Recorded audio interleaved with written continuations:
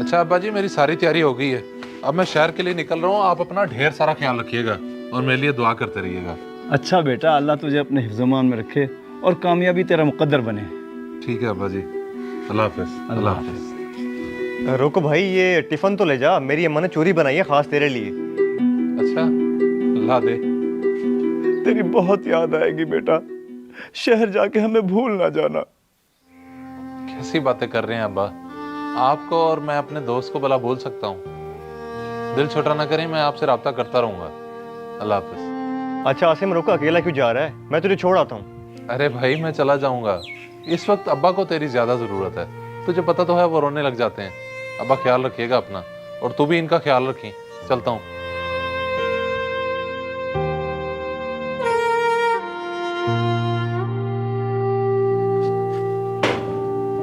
चाचा जी, आप रो क्यों रहे हैं? आपको तो खुश होना चाहिए कि आपका बेटा शहर में गया अपनी ज़िंदगी संवारने के लिए। बड़े ही किस्मत वाले हैं कि आपका बेटा बड़े दफ्तर में ऑफिसर लग गया है। रो कौन रहा है? ये तो खुशी के आंसू हैं बेटा। तू रुलाने की कोशिश कर रहा है मुझे। अरे नहीं नहीं चाचा, ऐसी कोई बात नहीं है। आप बैठे, मैं आपकी दवाई लेके आता हूँ। बैठे आप।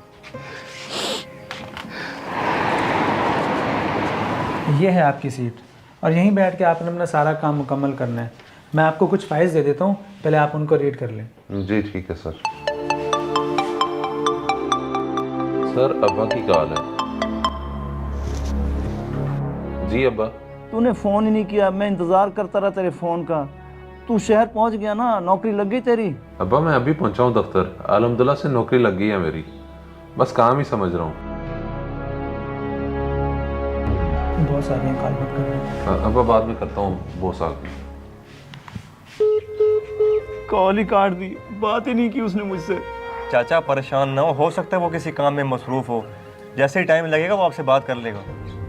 साजिद, आपने आसिम साहब को ऑफिस के रूल्स रेगुलेशन के बारे में अभी तक नहीं बताया? जी सर, मैं बताने ही वाला था कि इनके घर से कॉल आ गई। मिस्टर आसिम, हम नए लड़कों को ज़्यादा चांस नहीं देते। आप गांव से हो और आपके अंदर काम करने का जज्बा भी है, मार्क्स भी अच्छे हैं आपके, इसीलिए तो मौका दिया आपको। जी शुक्रिया सर, मैं समझ गया। देखिए मिस्टर आसिम, आप अगर अपनी ज़िंदगी में कुछ अचीव करना चाहते हैं तो नो फ़ोन कॉल्स, अपने काम पर फोकस दें। अंडरस्टैंड? जी सर, मैं अपना काम पूरा दिल लगा के करूँगा। आइंदा आपको किसी शिकायत का मौका नहीं दूंगा। गुड मिस्टर आसिम, लगता है मेरी बात आपको समझ आ गई है। Best of luck.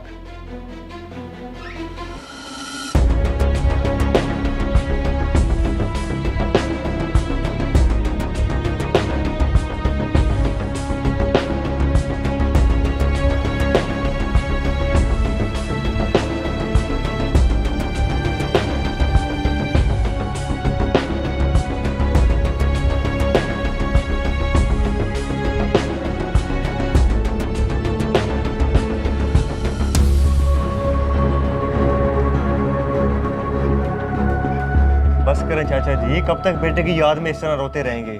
खुद को संभालने की कोशिश करें। आपकी तबीयत वरना बिगड़ जाएगी, और पहले भी बीमार रहते हैं आप। तुझे मेरी बीमारी नजर आ रही है, मगर मेरा गम, मेरा दुख नजर नहीं आता। कितने महीने हो गए आसिम को शहर गए हुए, अब तो फोन पे भी बात नहीं होती। भूल गया मैं वो, भूल गया वो। चाचा कैसी बातें कर रहे हैं आप? आपको तो पता शहर की ज़िंदगी का, और वो भी दफ्तर में, आसान नहीं होती। आप ऐसा करें, अल्लाह का नाम लेके एक दफ़ा दोबारा कॉल करें। मेरा दिल कह रहा है कि इस दफ़ा वो कॉल ज़रूर उठाएगा। अच्छा, बिस्मिल्लाहिर्रहमानिर्रहीम।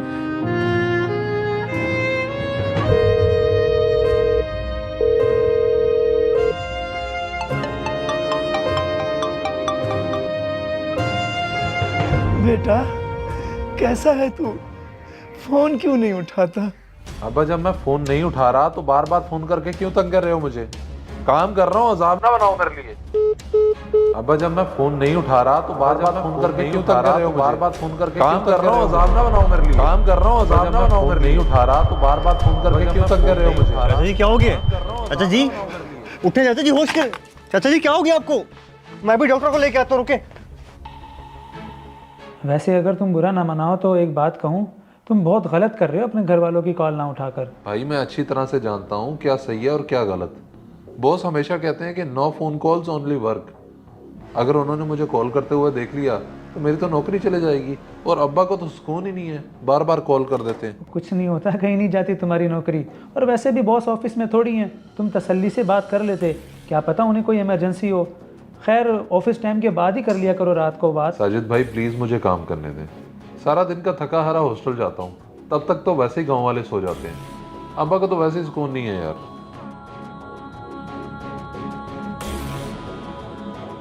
शाहिद भाई देखो, शाहिद भाई मैं आपसे कुछ छुपाऊंगा नहीं। जहाँ तक मेरी समझ में आया है, इनको दिल का मसला है और दिल का अटैक ही हुआ है इनको। अब बचना बहुत मुश्किल है, काफ़ी गहरा सदमा लगा है इन्हें। दिल का अटैक? डॉक्टर साहब अगर मैं शहर वाले बड़े हॉस्पिटल में इनको ले जाऊं तो ये ठीक हो जाएंगे ना? वहाँ इनका बेटा भी है। जो करना है करके देख लो, मगर कुछ फ़ायदा नहीं होगा। मैं तो कहता हूँ शहर से बेटे को बुला लें ताकि आके बाप को देख।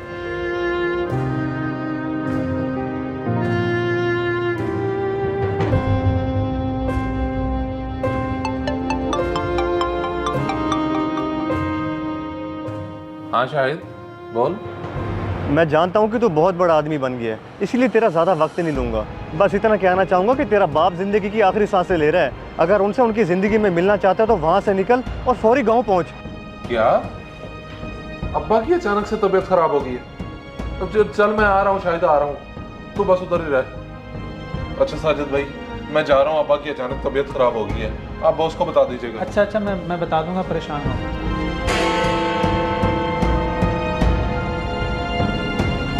ताला लगा हुआ, चले किधर गए? मतीन यार मेरे अब्बा का पता तुझे? आसिम भाई आपके अब्बा तो इंतकाल कर गए हैं, गांव वाले तो उन्हें दफनाने गए हैं, बल्कि अब तक तो दफना भी दिया होगा। आपको नहीं पता? क्या अब्बा इंतकाल कर गए? अल्लाह।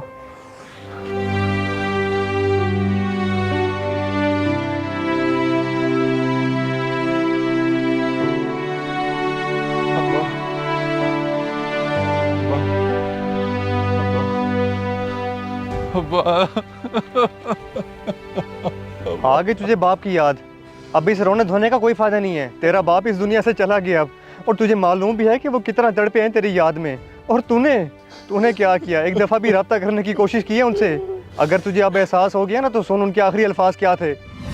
मेरा आखिरी वक्त आ गया है, मगर मैं अपने बेटे को नहीं देख सका। वो आए तो उसे कहना अल्लाह तुझे और कामयाबियां दे। तू बड़ा आदमी बन गया है, तूने हमें भुला दिया, मगर हम तुझे नहीं भूल सके।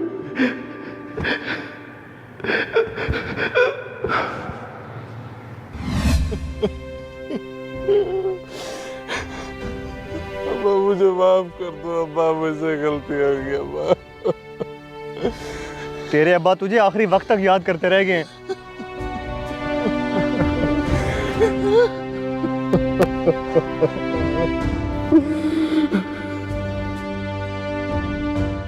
इस वीडियो को लाजमी शेयर करें, हो सकता है आपकी वजह से कोई राह रास्त पे आ जाए।